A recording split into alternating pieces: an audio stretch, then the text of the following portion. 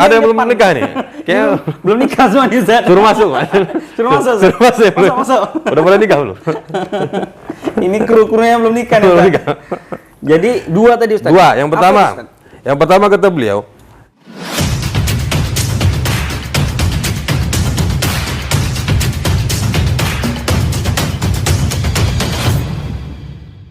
Dua tadi, Ustaz. dua. Yang Apa pertama, itu, Ustaz? yang pertama kata beliau, adanya pernikahan yang sudah ditetapkan oleh Islam itu adalah untuk sebagai pembeda. Ini adanya perbedaan yang jelas antara dalam hal hubungan khusus seorang laki-laki dengan perempuan. Oh. Nah, di mana bedanya? Itu ada akad. Kalau hubungan khusus kan orang ada nanti, nauzubillah min dzalik, ada istilah apa itu? Hubungan khusus. Teman tapi mesra, Pacar teman loh, tau Ustaz, nggak ya? jelas ya kan? Kalau sekarang pacar, Ustaz, ya. Iya. Kan gitu kan?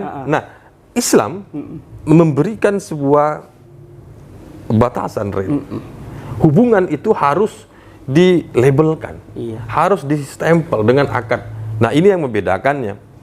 Nah, apa contohnya? Di antaranya seperti kalau umpamanya hubungan yang untuk membedakan dengan hubungan dengan orang spesial yang lain, dengan perkawinan yang ditetapkan dengan Islam itu, contoh ada wali. Ya kalau orang hubungan dengan yang lain kan nggak perlu tahu, kadang-kadang pun nggak mau tahu kan gitu. Kemudian ada mahar yang ditetapkan kan gitu. Kemudian apa lagi? Ada yang ketiga kata beliau dalam konteks tujuan yang makosid yang pertama, yaitu yang ketiga ada syuhrah. Syuhrah itu publikasi. Lah kalau umpamanya orang punya hubungan spesial dengan seseorang, kadang kan dia diam-diam kan, tidak ada publikasi kan. Makanya kalau dalam Islam itu harus disyuhrah, harus dipublikasikan sehingga harus tercatat oleh negara, ada dokumennya, ada kuanya, kemudian ada walimatul urusnya, ada pestanya kan begitu. Nah. Cuman kalau kawan-kawan kru ini, Ustaz, jangan publikasi dulu, Ustaz, ya. Belum nikah soalnya. Belum Jadi nikah, kalau mau publikasi pun menikah lah ya, Ustaz, ya. Menikah lah. Nah, itu yang pertama. Ustaz. Yang kedua kata beliau dalam makosid syariahnya Ibnu Ashur tentang hukum perkawinan itu adalah yang kedua, bahwa dalam akad perkawinan yang telah ditetapkan Islam itu tidak ada batasan waktu. Nah, coba nanti pamannya lihat mati, Ustaz. Maaf katanya meninggal. Ya, itu ikatan suci namanya. Istilah beliau qadasah uqdatun nikah. Ikatan suci perkawinan. Sehingga ini adalah sebuah ikatan suci yang tidak ada tidak ada batasan waktu. Beda nanti umpamanya nauzubillah misalnya kayak gitu kan, ada batasan. Kemudian apalagi atau istilah-istilah yang kita mungkin nggak tahu lah ya, ada hubungan-hubungan intim, hubungan spesial dilakukan masyarakat, apalagi zaman modern sekarang, apalagi sekarang sangat terbuka ya. Luar biasa nauzubillah min dzalik. Nah, tapi bedanya Islam itu dengan yang lain, walaupun dia sebagai sebuah ikatan itu suci dan dia tidak ada batasan waktu, tapi dia tidak saklek. Dia ada solusi. Apa itu? Seandainya hubungan rumah tangga ini goyang, oke, atau tidak ada solusi lain, sudah mentok, oke, Islam itu ada solusi, talak. Nah, ini yang tidak, saya belum tahu apakah yang lain punya solusi gitu, lain ya. Nah, di Islam ini ada talak solusinya, dan itu ya hal yang kalau sudah sampai pada tahapan itu ya biasa saja. Dalam artian itu menjadi titik terakhir ya, Ustaz. Titik terakhir, tapi tentu ada langkah sebelum ke sana, sebelum terjadi itu, dan sebelum terjadi itu dalam hubungan perumah tangga tadi ada konsekuensi yang harus diterima hubungan antara suami dengan istri. Ada, kalau kata Ibnu Ashur, istilah beliau ada dua. Yang pertama adalah muasyarah bil ma'ruf, berinteraksi, bergaul dengan istri dengan baik, karena Allah perintah wa'ashiruhunna bil ma'ruf, hendaklah kalian itu bermuamalah, bergaul dengan istri dengan baik. Yang kedua, tentu ya kalau kita bicara dengan yang baik, dengan ma'ruf itu tergantung uruf ya, kebiasaan, tergantung rumah tangga, tahulah bagaimana yang terbaik pada mereka, adat istiadat, tahu tempat juga ada lain lubuk lain ikannya kan gitu ya. Kemudian yang kedua ada muasyarah bil qiwamah. Qiwamah atau qawamah kata beliau, bahwa ketika terjadi umpamanya ada kekhawatiran dari suami terhadap perilaku si istrinya.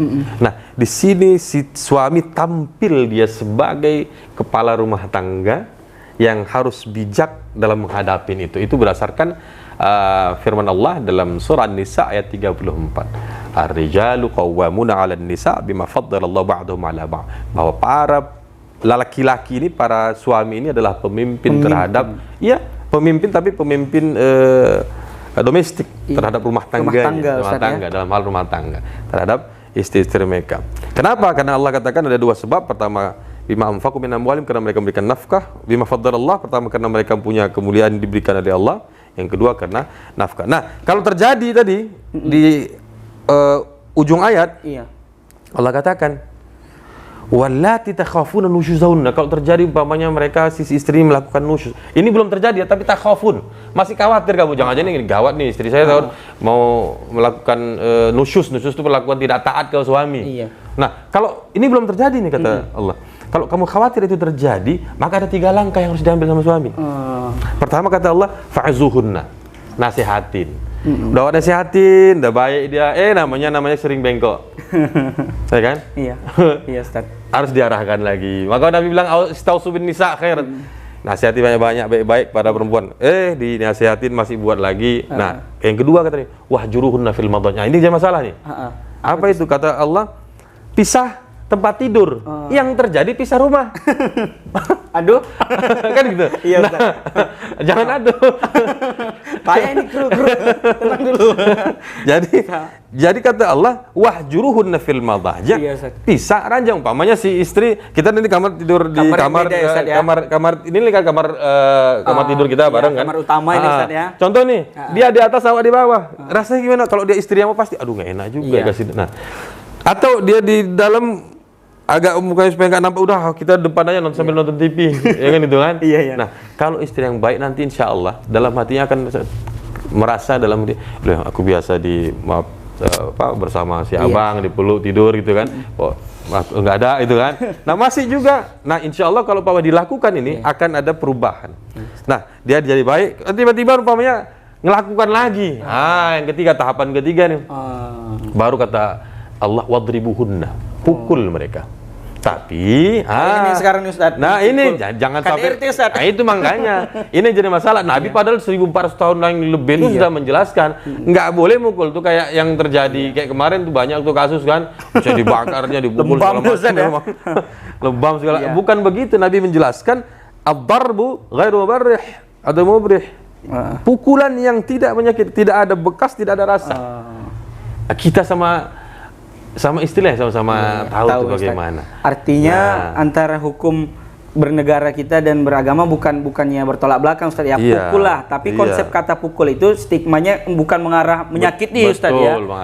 Bukan menyakiti sampai membuat lecet atau luka ataupun cacat Ustaz ya. Tidak ada luka dan tidak ada rasa. Bagaimana itu kita lah yang tahu kan. Garis bawahi lah kata pukul lah itu Ustaz ya. Tapi ingat ini tadi kan tahapan kedua yang ketika hubungan rumah tangga tadi kan ada kita berinteraksi ketika dalam posisi normal. Dengan ini kan tidak normal nih tadi. Yang kedua ini tidak normal. Yang normal tadi kan kita dituntut muasyarah bil ma'ruf, kita berhubungan, bergaul, berinteraksi sama istri itu dengan yang baik. Tapi kan terkadang nih yang namanya beda, tentu ada beda pandangan segala macam gitu kan, ada nggak enakan. Kita memang dituntut untuk sabar sebagai seorang laki-laki Ustaz. Iya, Allah bilang dalam Al-Quran tuh wa'ashiruhunna bil ma'ruf, hendaklah kalian bergaul dengan istri kan dengan ma'ruf, dengan baik. Apa kata fa'asa antak fa in karihtumuhunna, tapi kalau kalian pamannya nggak suka dengan kelakuannya dia nih, fa'asa an fa in karihtumuhunna fa'asa an takru syai'an, jangan-jangan sesuatu yang kamu tak suka itu waja'allahu fi khairan katsira, Allah ada kebaikan yang Allah buatkan. Apa itu? Ini kelakuan udah capek bolak-balik, dibilangin ada ini masih juga, tapi awak sabar, terus sabar. Ternyata di balik itu kata Allah ada kebaikan yang besar. Walaupun nauzubillah min dzalik, seandainya berujung pada perceraian. Tapi dalam rumah tangga, semasa rumah tangga, kita sabar, itu menjadi sebuah kebaikan bagi kita untuk kebaikan dunia dan akhirat. Jangan-jangan dia nanti jadi galau, itu yang menjadi kita, jadi dia jadi balik lagi sama kita. Iya Ustaz. Jadi sebagai seorang pemimpin laki ini, pemimpin yang baik adalah pemimpin yang bijaksana Ustaz. Iya, benar Bang. Dalam artian ya dia harus tahu dia sebagai seorang pemimpin, porsi dia sebagai seorang pemimpin tuh bagaimana bersikap, bagaimana caranya melayani gitu Ustaz ya. Jadi ini sangat luar biasa Ustaz, terkhusus untuk yang belum menikah Ustaz ya. Dan untuk yang udah menikah ini juga Ustaz, nasihat yang luar biasa yang Ustaz berikan ini. Jadi tapi minum kopi dulu kita Ustaz. Mana nih terasa juga kopi ini dulu nih ya. Terasa juga Ustaz ya. Terasa mana juga. nih? Aduh. Ada juga kok Mas. Ada Ustaz, ada. Kopi kita ada Ustaz. Barakallahu fiikum. Ini khusus untuk Ustaz. Allah. Nah, ini dia Ustaz. Ini udah nikah atau belum nih Ustaz? Kru ini Ustaz. Dari gaya jalan kayaknya udah nikah belum? Belum nikah? Udah. Oh, belum. Belum. Boleh diminum nih? Boleh Ustaz, silakan Ustaz. Saya minum air putih ya. Iya, silakan Ustaz. Khusus nih kami buatkan untuk Ustaz. Oke, baik. Baik Ustaz. Jadi bicara tentang menikah ini Ustaz sangat luar biasa Ustaz ya. Menikah ini adalah salah satu ibadah yang sangat panjang Ustaz ya. Jadi kenapa kira-kira ataupun untuk apa kita ini menikah Ustaz? Itu yang perlu kita ketahui. Karena gini Ustaz, yang seperti di awal kita bilang, kenapa nikah? Cukup umur, kenapa nikah? Kawan dah nikah semua. Jadi untuk apa sebenarnya nikah Ustaz? Betul. Jadi tadi kita ada singgung hadis Nabi tadi kan Bang, tentang al-ba'ah tadi, kemampuan.